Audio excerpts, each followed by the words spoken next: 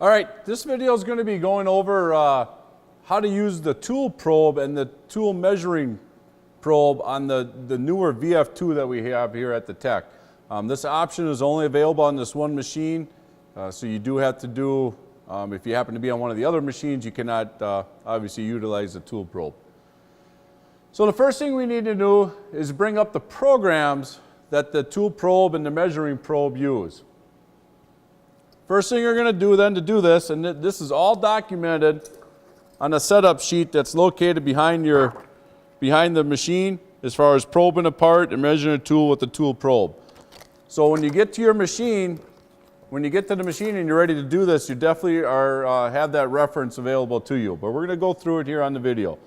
So the first thing we want to do is hit Edit. And we're going to hit Program Conversational 3 times. Okay? The first time you turn on the machine, you're going to get this screen up here, Template Not Found. And it tells you to load different template, press F2. So after you hit the F2 key, you get this screen that has a list of programs. You can either use your arrow key or the wheel, and you're looking for program number 9996, and it says Haas VQC Wireless Probe English Increment. Once you have that up, you're going to hit right enter. So from here, these are all your probing options. We have a spindle probe 1 through 9, spindle probe 10 through 18, and your tool setting. Probe calibration is something you're not going to be getting into. If you feel like for some reason it needs calibrated, please come and see me. Then you have your help screen that does have some help options in it. So basically the first 2 options, spindle probe 1 through 9, spindle probe 10 through 8, are measuring the XY coordinates, X, Y, and Z coordinates of your part with the measuring probe. Right now we're going to start off with measuring our tools. So we're going to come down to tool settings. So you highlight that and you hit right enter. Okay? Basically you have 1, 2, 3, 4, 5, 6, 7 different options on how to measure a tool. And it has highlighted which one is open. And this here kind of gives you a brief description of what it's going to do. That's going to be an auto length. That's going to be a manual length. Automatic length rotating. Automatic length and diameter. And so forth. Auto length only, sequential tools. You can do a number of tools, random tools. We're going to do, for this tool, it's an end mill, approximately a 5/8 end mill. That's a roughing end mill. So we're going to highlight that over there, and we're going to hit right enter. So now it's going to bring you a series of questions. What tool number is it? Well, you should know what tool it is because you have this in your program. In this case, we're going to use tool 18. So I'm going to punch in 18. You do not put the T in this case, you just put the tool number, right enter. Okay, now it's looking for an approximate length. It says tool length, and over here it gives you a description of what it's looking for. So it's looking for right above the collar of the tool holder, which would be the top of the spindle, the bottom of the spindle, down to how long that tool is. So you just take a 6-inch ruler and you come over here to your tool, put your ruler up there, and this looks like it's approximately 5.3 inches long. And it's just looking for an approximate number. So our tool is approximately 5.3 inches, so we're going to type in 5.3 and right enter. It's asking you for a tool diameter. I know that's a 5/8 end mill. It may be a little bit smaller than that, but it's just looking for an approximate number. 0.625. Right enter. Then from here it gives you a couple different options. Select create a program, add to current program, MDI, or cancel. Cancel would be, I'm doing something I don't want to do. You go into cancel, you arrow down, hit right enter, it'll get you out of it. Most of the time you're going to be doing it in MDI. Once in a while, maybe if you're doing a production part and you want to make sure you measure that tool every time you run a program, you could add it to a current program. For the most part though, we're going to do MDI, and that's how the setup sheet goes through. So we're going to close our doors. You have MDI highlighted, we're going to hit right enter. And then the MDI page comes up. Okay? And then we're just going to hit cycle start. It goes through a number of different sequences. The tool comes down above the part. and it actually turns in reverse, so none of the cutting edges actually catch on the tool probe. Comes down and measures the top of the part first. Comes down and measures the top of the bottom of the end mill. Now it's going to do the diameter. And you don't have to do this, but we're going to go into the offset page and kind of watch the numbers change. See, it already changed to 5.3779, and now it's working on the 625 diameter end mill.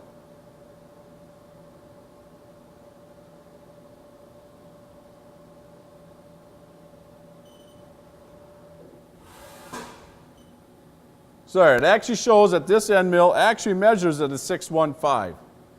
This is actually a more accurate way to measure an end mill versus using a micrometer, just for the sole purpose because it's actually measuring it as it's rotating it inside that tool holder. So if maybe for some reason that tool holder is out of center a little bit, this is what it actually should be cutting at. But let's say in our program this is a roughing end mill and I want to leave 20,000 stock for a finish cut. Or maybe I want to just make sure it's cutting the size. So here, 0.020, and I'm going to add that to my diameter. In the wear page, you can do it in the diameter, because remember, when in the program, when it looks up this number, it'll add these two numbers together. So in this case, it would say 0.6354. It would be the same way, doing it this way, it would 0.6354. So when a machine in your program, when it calls up this number, it's going to look for that length and that diameter. So that's our end mills measure now, and we want to measure a drill. Okay, so what we're going to do, you don't even have to call up the drill. We're going to go back into our parameters or our screen with all the programs. We're going to hit Edit, Program Conversation 3 times. I'm going to go back to Tool Settings. I'm going to hit right Enter. Now, with a drill, the only thing I'm concerned about is my length. So I'm going to do an auto length only. So we're going to hit right Enter. It's asking you what tool number. It's in tool number 19. Even though tool 18 is in the spindle, that drill is in tool 19. Okay? This is an auto length drill, so you do not have to tell it approximate length. So we're going to close our doors. Once again, we're going to use MDI. Okay, now if you notice, it erased the other program that was in the MDI and replaced it with this. And if you notice in your program, it actually has a tool change in it. Goes and finds the proper tool that it needs. It knows where that tool, that measuring probe is on the table, and it comes down right on top of it. And if you go into your offset page, once again, you don't have to go here. Puts a value in there. Okay? Diameter doesn't mean nothing on a drill, so we don't have to put anything in there. If you want, that's a 1/2 inch drill. I can put a 1/2 inch value in there just for my purposes only. So that's how you measure all your tools. And there are a number of different options. I didn't go through all of them. But they do self-explanatory. If you're using a face mill, which you have to do that. You're going to press right Enter. And what you're going to do with that face mill is you're going to bring that tool over when it's in the spindle. So one of the cutting edges is right over the top of that tool probe. And then you go through the sequence and it'll just come down that little bit, and you can only do that one tool at a time with the face mill.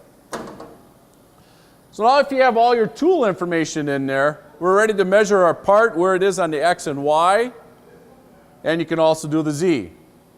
So the first thing you have to do is call up your tool probe. The tool probes, or the measuring probe, should always be in pocket number 20. So we're going to go MDI, we'll just do T20, and that calls that up. Okay? So now, very carefully, measure your part, or maneuver your probe to the edge of your part.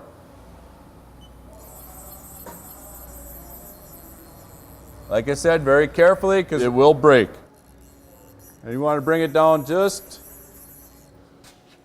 so the center of that probe hits that, we should be pretty good. You need to be within 0.4 of an inch, so a little bit less than a half inch in there. If you're not close enough, it'll air out and it'll give you a parameter default, and you'll just have to reset it and do it over. So we got our probe where it needs to be to do the x-axis. So we're going to do that same thing, edit, 1, 2, 3. And like I said, as long as you don't turn the machine off, you don't have to go through that F2 and find your parameter programs. This part will always come up. So these are all measuring programs that you can use for your probe. Here, once again, it gives you a little bit of a description, and it tells you what it's doing. That's a boss, meaning a round part, it'd be a male part sticking up. If you want to do a pocket in the X direction, pocket in the Y. A web is the outside if you want to find the center of the part. But if you get into a part, you say, well, my options aren't really there, you can just hit cancel, and it comes back to your blank screen. We're going to look for 1 through 9. So now we're going to look for in here. That's the probe of bore, if you had the center of a hole like we did previously with an indicator. Okay, here's a probe X plus direction. That means the probe is going to travel in the X plus direction. We want the probe to actually travel in the X negative direction. So here's one that says probe X minus surface. It means the probe's going to go in the X minus surface. So that's the one we want. We're going to hit right enter. Okay? It's asking you for a work offset number. Well, in this case, my program, I used 56, so I'm going to use 56. So then after you hit right enter, you get the screen again, the screen with your 4 options, go to MDI, hit right enter. Okay, the MDI page comes up with a program in it. We're going to close our doors. We're going to hit cycle start. Probe will hit the part actually 3 times. After it does that, it actually put our value into G56. Okay? So now, we're going to maneuver around to the top of the part and do it for the Y.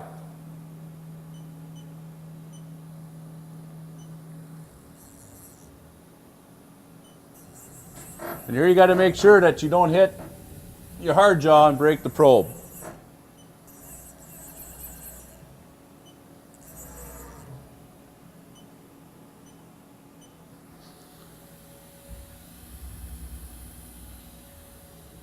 Okay, so that's right above our hard jaw. We can close the doors right away.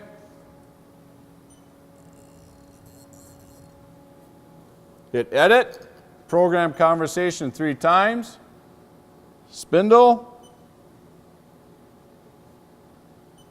We're looking for our Y, and we want to make sure the Y goes Y negative. So here's a Y minus surface. We're going to hit right enter. We're working with offset number 56. Screen comes up, MDI, and we're going to hit cycle start.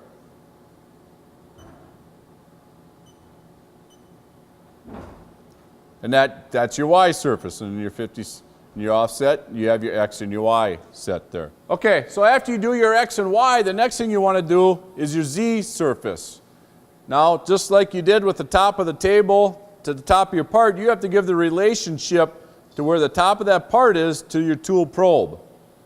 So basically all you do is get your tool above your part, and without breaking it, you want to be within 400 thousandths of the top of your part. So once you're there, so we're going to hit our edit, program conversation 3 times. Okay? I think it's in spindle probe 1 through 9, so we're going to hit that. And we're looking for a probe or Z surface. Okay, that's what we want to do. We're probing our Z surface. We're going to hit right enter. What's our work offset? 56. So we're going to hit right enter. We want to do this in MDI, right enter. And once we have that, the doors are closed. You can hit cycle start.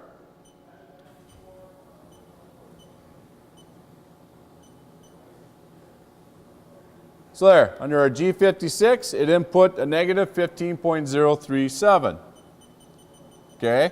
So if our top of our part was a finished surface and you weren't machining off the top of your part, you'd be fine. You'd be done here with the Z surface.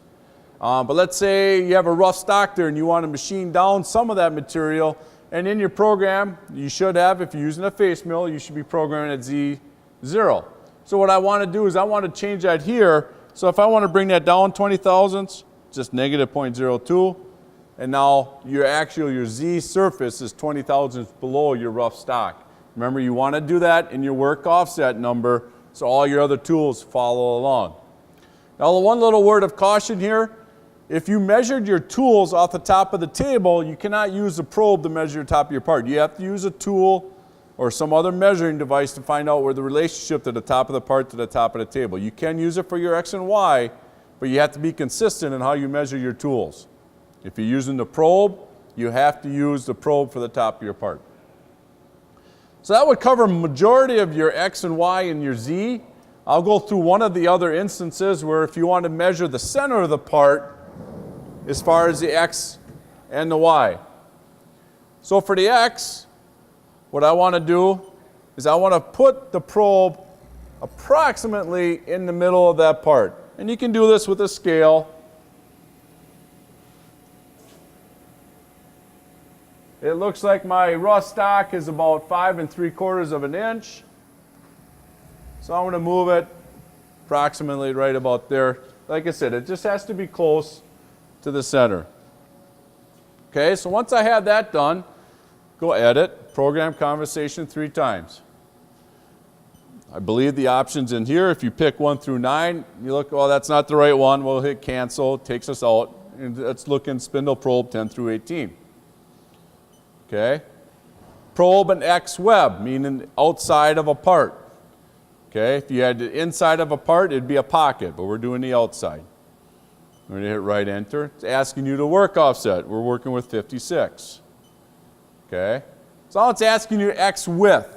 What is the actual width of your part? And this is your rough stock, not your finished stock. We measured it roughly 5 3/4.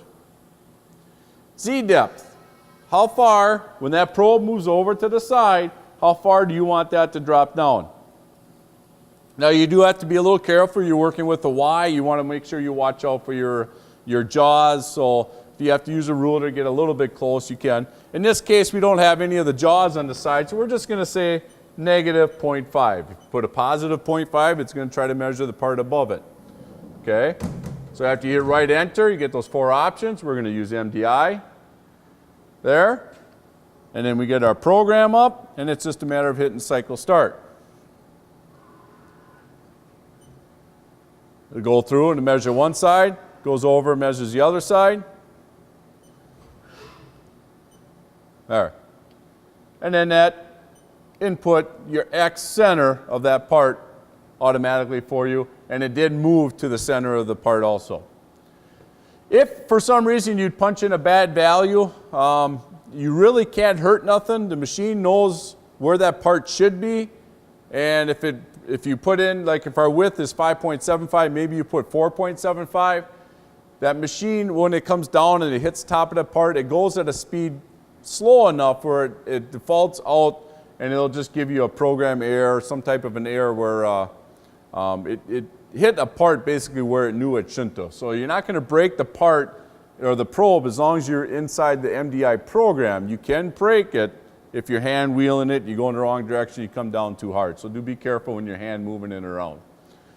So that's basically a quick run through on the probes. Like I said, there's a number of different options we didn't cover. Feel free to experiment a little bit and look around. I'm definitely around if you have questions.